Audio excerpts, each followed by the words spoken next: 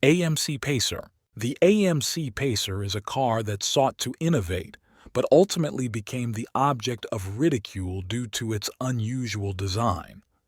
Created during an era when the auto industry was looking for new solutions for compact cars, the Pacer was too avant-garde for its time.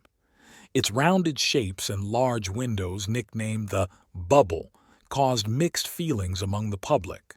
The car's design was aimed at maximizing the use of interior space, which resulted in odd proportions.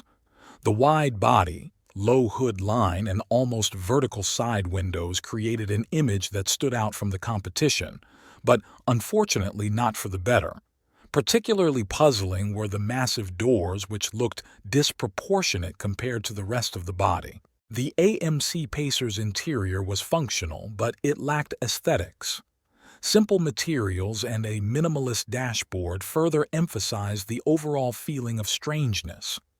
Despite the good intentions of the engineers, the car looked like a failed attempt to look into the future. The Pacer quickly earned the nickname "Fish in a Bowl" for its large windows and rounded shape. Although it found fans among those who appreciated its unconventional approach, the car's appearance was not appreciated by the mass audience. Today, the AMC Pacer remains a monument to a design that tried to be progressive but became a victim of its own ambitions. Pontiac Aztek, 1989. Although the Pontiac Aztek was officially introduced in the early 2000s, its concept was unveiled in 1989, and even then it raised a lot of questions with its odd design. The Aztek became an example of how excessive desire for innovation can lead to a disastrous appearance.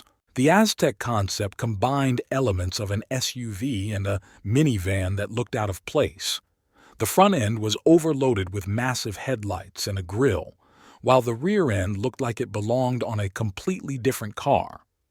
The body lines were angular and rough, giving the impression that the designers couldn't decide what kind of car they wanted to create. Particular attention was drawn to the plastic elements on the body, which were supposed to give the car a brutal look, but instead looked like a cheap attempt to make it more off-road.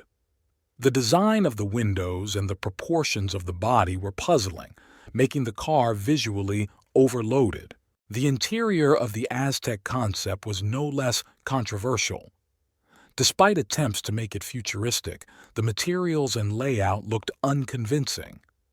The various bright colors and the oddly shaped dashboard only added to the sense of disharmony. The Pontiac Aztek became a symbol of the importance of balancing innovation and aesthetics. Its concept, like the production version, proved that an unconventional approach to design does not always lead to success. Even today, its appearance remains one of the most controversial in the history of the automotive industry. Yugo GV, 1985-1992. The Yugo GV was an attempt to bring an affordable and compact car from Yugoslavia to the American market, but instead of being a success, it became the subject of jokes and ridicule. Based on the Fiat 127, the Yugo GV had a very primitive design that looked outdated even at the time of its release. The car's body was simple to the point of being boring: angular lines, small windows, and a minimalist front end with headlights that seemed disproportionately small. Its nondescript appearance did not arouse any interest and did not meet the standards of the American car market of the time. Even the choice of body colors looked lifeless, emphasizing the mediocrity of the overall design. The Yugo GV's interior was another disappointment. Hard plastic panels, clunky buttons, and cramped space made it feel cheap. In addition, the build quality left much to be desired. Many interior components wore out quickly and sometimes even failed. Despite the low price, which was supposed to be its main selling point, the Yugo GV's appearance became its downfall. The car became synonymous with low quality and poor design, and in popular culture it was often called one of the worst cars in history. Ford XP, 1982-1988. The Ford XP was one of Ford's attempts to create a compact sports coupe that would appeal to a younger audience. However, the result was far from what was expected, and the EXP is remembered for its odd and disproportionate design. The EXP's body looked like a smaller version of a regular sedan, but with a truncated rear end and a long, low hood. The problem was the odd proportions. The front end seemed too big, and the back end was too short. In addition, the narrow wheels and simple grille added to the awkward appearance of the car. The exterior was further spoiled by angular headlights and massive plastic bumpers, which looked crude and did not fit the overall concept. Instead of looking sporty and modern, the Ford XP gave the impression of a car that was created in a hurry, without a clear design idea. The EXP's interior was also underwhelming. Hard materials, a minimalist dashboard design, and cramped space made the cabin feel dull and uncomfortable. Although the car was marketed as a sporty car, neither its exterior nor its interior conveyed the feeling of driving pleasure. The Ford XP was an attempt to experiment with a new format, but it ended up being an example of how poor design can ruin even a promising idea. Not only did it fail to live up to expectations, it also became the target of criticism, cementing its reputation as one of the strangest and most unsuccessful cars of the 1980s. Chevrolet Citation, 1980-1985. The Chevrolet Citation was General Motors' attempt to create a modern, affordable front-wheel drive compact car, but instead it became a symbol of design mistakes and outdated thinking. Despite the innovations under the hood, the Citation's exterior was too boring and poorly thought out. The Citation's body design was linear and disproportionate. Angular lines, high quarter panels, and narrow windows made the car look heavy. The front end, with simple square headlights and a small grille, looked lifeless, and the rear end, with narrow taillights, did not add interest.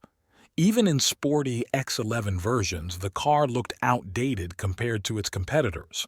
Particular criticism was directed at its angular shape, which seemed archaic even in the early 1980s. Simple plastic parts and minimal design accents made the car boring and banal, not distinguishing it either on the road or in the parking lot. Inside, the Chevrolet Citation was also unimpressive. Cheap materials, a minimalist dashboard, and uncomfortable seats gave the impression of a car that was built without much attention to detail. Despite the spacious cabin, the interior looked as bland as the car's exterior. The Chevrolet Citation could have been a major step for General Motors in the compact car segment, but its unattractive design and quality deficiencies made it one of the most disappointing cars of its time. Renault Alliance, 1983-1987. The Renault Alliance was a collaboration between Renault and American Motors Corporation, AMC, but despite its ambitions, its design left much to be desired. The car was intended to compete with other compact models on the American market, but instead it was criticized for its lackluster appearance. The Alliance's body design was extremely simple and utilitarian. Angular lines, small dimensions, and the absence of any visual accents made the car boring and faceless. The front end, with small rectangular headlights and a simple radiator grille, looked outdated even at the time of its debut. The rear end, with narrow lights and minimal details, did not add interest. The Alliance looked more like a budget European car adapted for the American market, but without any design improvements. Even the bright color schemes offered by the manufacturer could not hide its overall dull appearance. The Alliance's cabin was another weak point. Plain plastic panels, uncomfortable seats, and minimal features made the interior feel dated and uncomfortable. Instead of a modern feel, buyers got a dull, mediocre build. The Renault Alliance could have been a success thanks to its economy and compactness, but its looks and build quality left many buyers disappointed. Today, it is considered one of the most boring and poorly designed cars of the 1980s. Cadillac Cimarron, 1982-1988. The Cadillac Cimarron was an example of how one of the most prestigious American car brands made a serious mistake when trying to compete in the compact car segment. Its design was so mediocre that the Cimarron is often called a Chevrolet Cavalier with a Cadillac badge. The Cimarron's bodywork was downright boring and lacking in personality. Angular lines, a simple grille, and unremarkable headlights made the car indistinguishable from mass-produced economy models. In an attempt to give the car a luxurious look, designers added a bit of chrome, but this only served to highlight its inadequacy to Cadillac standards. The biggest problem with the Cimarron's design was its similarity to the much cheaper Chevrolet Cavalier. Buyers expected premium styling from Cadillac, but instead got a car that looked like a budget sedan with minimal changes. The Cimarron's interior also failed to make up for its mediocre exterior. Despite leather upholstery and a few extra features, the cabin felt cheap. Plain panels, a dull dashboard design, and poor sound insulation were not in keeping with Cadillac's status. The Cimarron was a flop and seriously damaged the brand's reputation. Its looks and quality made it one of the most controversial cars in Cadillac history, and today it is considered a symbol of the design mistakes of the 1980s. Subaru XT, 1985-1991. The Subaru XT was the Japanese company's attempt to create a futuristic car, but instead it earned a reputation as one of the weirdest designs of the 1980s. The car looked like an experiment that got out of control. The Subaru XT's design was inspired by aerospace, but ended up looking overly radical. The low, flat body with narrow headlights and an odd profile made the car look like it had been drawn in a hurry. A particularly odd design element was the steeply raked roofline, which made the car look like a wedge. Other features that raised eyebrows were the pop-up headlights and huge plastic side mirrors that looked out of proportion to the rest of the car. The large rear spoiler and angular body shape added to the XT's oddity. The XT's interior was no less unusual. The airplane-style steering wheel, digital instrument cluster, and odd ergonomics made it feel like you were in a cheap sci-fi movie rather than a car. Despite the cutting-edge technology of its time, such as all-wheel drive, the interior felt cluttered and uncomfortable. The Subaru XT is remembered as a car that tried to be too futuristic, but ended up looking dated within a few years of its release. Today, it remains an interesting chapter in Subaru history, but its appearance often causes controversy and criticism. Hyundai Excel, 1985-1989. The Hyundai Excel was the first vehicle from the South Korean automaker to be released in the U.S. market. Despite its affordable price, which attracted many buyers, the Excel's appearance was a disappointment and the subject of many jokes. The car looked like a typical compact sedan, devoid of any personality or style. The Excel's body design was so dull and utilitarian that even compared to other budget cars of the 1980s, it stood out for its mediocrity. Simple, straight lines, small wheels, and a minimalist front end with narrow headlights and a tiny grille made the car visually unattractive. Black plastic bumpers that seemed poorly integrated into the overall design only added to the cheap feeling. The color options offered by Hyundai didn't help its appearance either, with most models coming in boring, monochromatic colors that emphasize the car's ordinary appearance. The Excel's design looked like Hyundai was trying to minimize any frills, but instead completely eliminated anything that could make the car attractive. Inside, the Hyundai Excel was no better. The interior was constructed from the cheapest materials available at the time, including hard plastics and thin upholstery fabrics. The dashboard was extremely plain, with no visual accents. The seats were uncomfortable, and passenger space left much to be desired.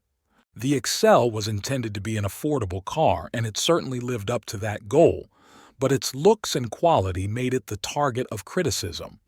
Despite its practicality and low price, the Excel left an impression as one of the most unattractive cars of its time. Today, it is rarely remembered without a mention of its odd and uninspiring design. Buick Reatta, 1988-1991. The Buick Reatta was General Motors' ambitious attempt to create a luxury two-seat coupe that could compete with European sports cars.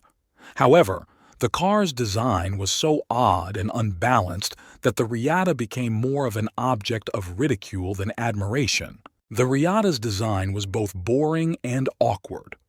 The front of the car seemed too short and featureless, with narrow pop-up headlights and a simple grille. The rear looked heavy and poorly proportioned, with a huge trunk glass that did not harmonize with the overall lines of the body. The overall impression was reinforced by an odd combination of straight and curved lines that did not create a cohesive image. Another controversial feature of the Reatta was the plastic body cladding, which looked like a cheap attempt to make the car look more modern. Despite the fact that the Reatta was positioned as a premium car, its appearance caused buyers to be puzzled rather than want to buy. The Reatta's interior was slightly more interesting, but also suffered from questionable decisions. The center console with digital screens and controls looked futuristic for the late 1980s, but its implementation left much to be desired. The materials in the cabin, including leather and plastic panels, did not match the model's premium positioning. Passenger space was also limited, making the car uncomfortable for long trips. The Buick Reatta was intended as a car for those who wanted luxury and a sporty spirit, but its appearance caused a failure in the market. Low sales and a lack of interest from buyers led to the Reatta quickly disappearing from the assembly lines. Today, this car remains an example of how the wrong design can ruin even a promising idea.